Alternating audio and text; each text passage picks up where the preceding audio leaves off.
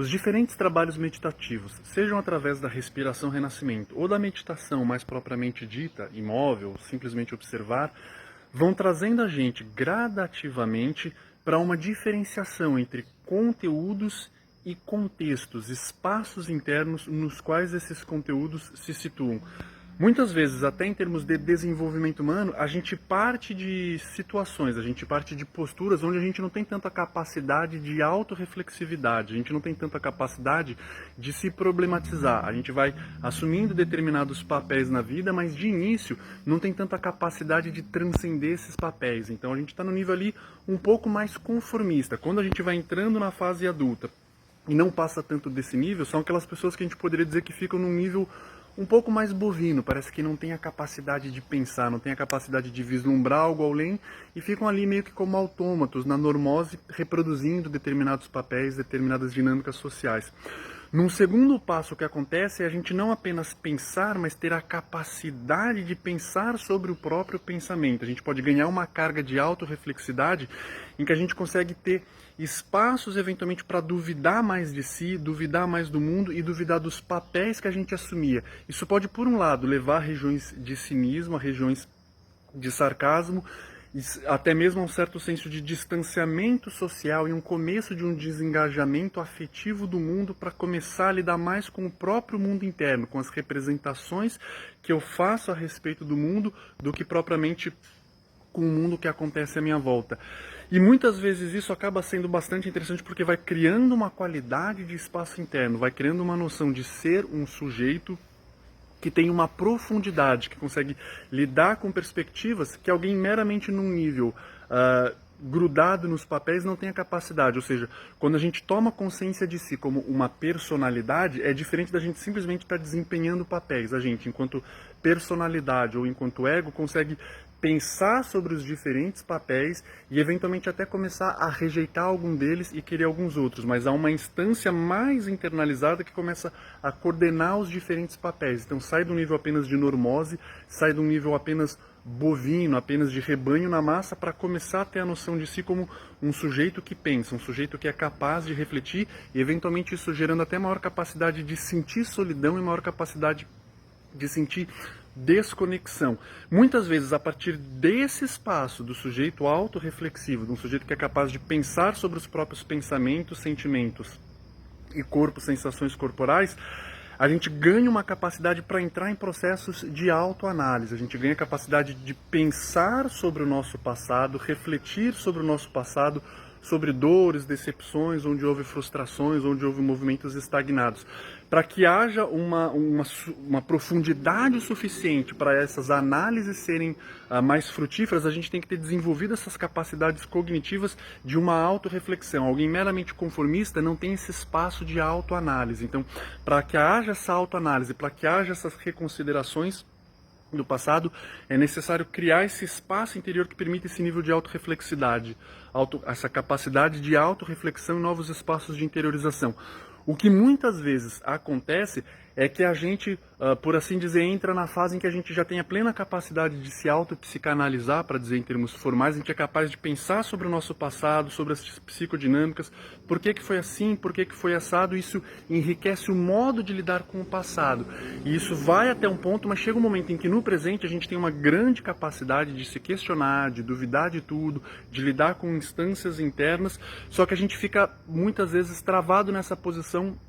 do problematizador, conseguindo integrar alguns aspectos, juntar alguns cacos, mas chega uma hora que a gente tem a dificuldade de simplesmente sustentar uma presença que esteja para além das problematizações, para além dos próprios pensamentos, não a quem, mas além, ou seja, a gente desenvolve a capacidade de ter uma autorreferencialidade a partir de determinado momento que afasta a gente dos papéis e de uma felicidade de participação mais simplória, ganha uma capacidade de se tornar, entre aspas, um sujeito profundo, com capacidade até de sofrer mais, de ter mais das desadaptações, uma região existencial, só que muitas vezes a gente entra naquela típica posição de, por exemplo, nossa, quando eu sento para simplesmente ficar em silêncio me observando, eu consigo fazer isso durante meia hora,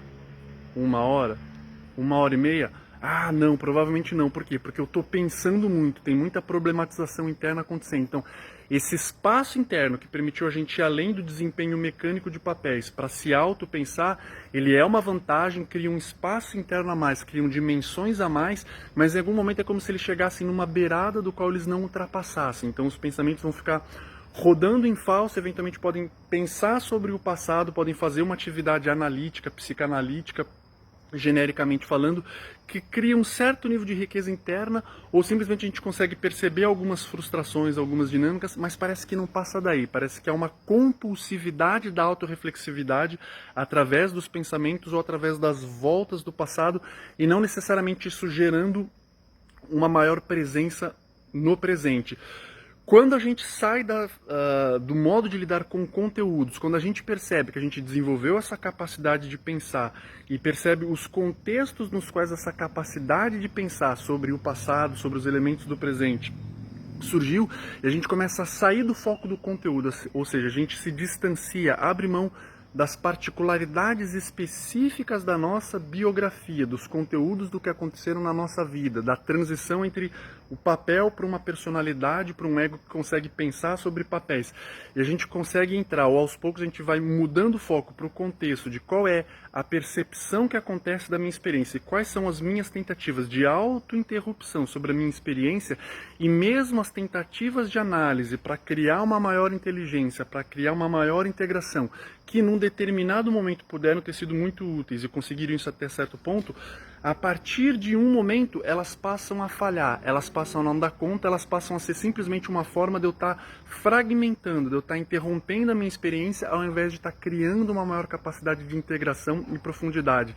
Aí entra a importância eventualmente do desenvolvimento do silêncio e de eu perceber que essa própria capacidade de autorreflexão, essa própria capacidade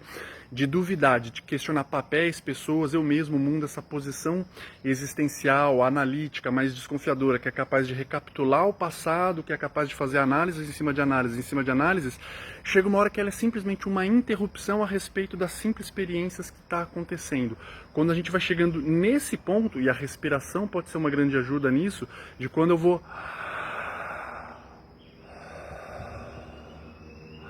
e posso me dar conta de qualquer pensamento e qualquer conteúdo que ele supostamente está tentando ajustar ou integrar, as minhas emoções, as minhas sensações corpóreas, e vou abraçando tudo isso a partir de um contexto de silêncio e de não interrupção, por mais que haja atividade de pensamento, por mais que haja quaisquer características da experiência, eu não estou tentando resolver nada no nível do conteúdo, eu não estou tentando juntar as peças de um quebra-cabeça, mas eu simplesmente observo como a minha experiência se configura num determinado momento e quais são as minhas tentativas de alguma forma interromper nela. E a gente pode ir se dando conta, em determinado momento, em determinado estágio,